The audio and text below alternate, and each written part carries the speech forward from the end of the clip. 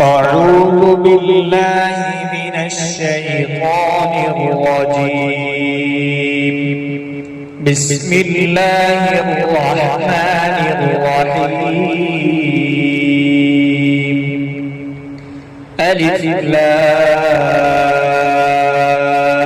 را. تلك آيات الكتاب المبين. إنا أنزلناه قرآنا عربيا لعلكم تعقلون.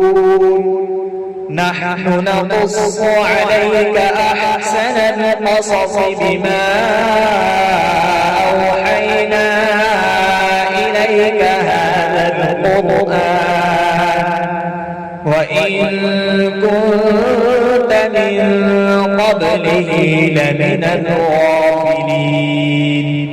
إذ قال يوسف لأبيه يا أبت إني رأيت 11 كوكبا والشمس والقمر رأيتهم لي ساجدين.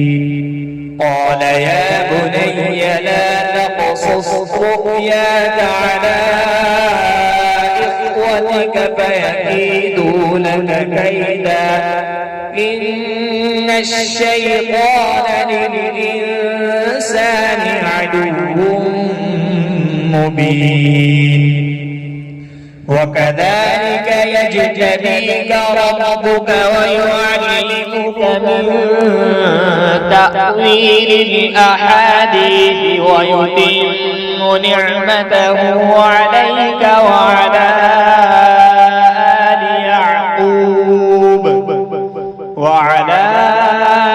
آل يعقوب كما أتمها على أبويك من قبل إبراهيم وإسحاق إن ربك عليم حكيم.